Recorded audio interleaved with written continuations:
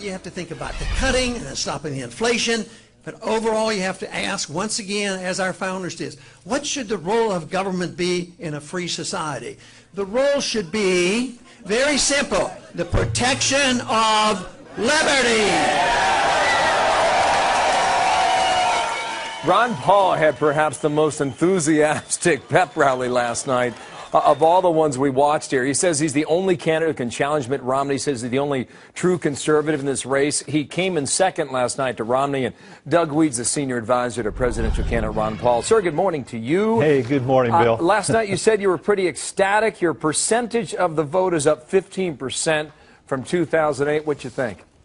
Yeah, we're very excited. There are just a lot of people that love Ron Paul, and they see him as almost a impossible figure. People after Watergate wanted honesty, and now they want someone who's incorruptible. There's corruption with Wall Street. There's corruption with K Street and the lobbyists. And here comes this country doctor from Texas, won't take a bribe, won't touch the lobbyist money, votes against any pay raises, won't take his congressional pension, gives back much of his money allocated as a congressman.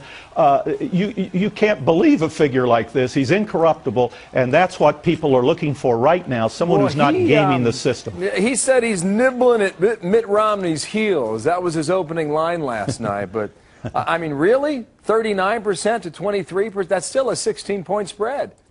Yeah, you know, this is a secret that is hidden in plain view. You can go back over the polls for the last 6 months, and what you'll find, whether it's Rasmussen or NBC Marist or Washington Post ABC, what you'll find is that the perception is he's unelectable. It'll be 8% of registered Republican voters who think he can win. In those same polls, they pit him against Obama. He does better than all of the GOP candidates except Romney, and is in a statistical margin of error with Romney. And the CBS poll that came out on Monday showed that he beats everybody with independents, including Obama and Romney. You know there's a big challenge coming up on the 21st in South Carolina. By the way, the youth vote, 50% of the vote between 18 and 30 from New Hampshire last night. In 2008, Ron Paul was a fifth-place finisher in South Carolina.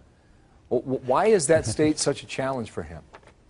Well, this will be a challenge this year, too, simply because of the fact that some of these candidates are practically committing suicide there. They're going to dump every dime they have into South Carolina. But the reason we see it as just a race with Mitt Romney and Ron Paul is because many of these other Republican candidates that we talk so much about aren't even on the ballot in Virginia. Some of them aren't on the ballot in Illinois, the fifth largest state in the union.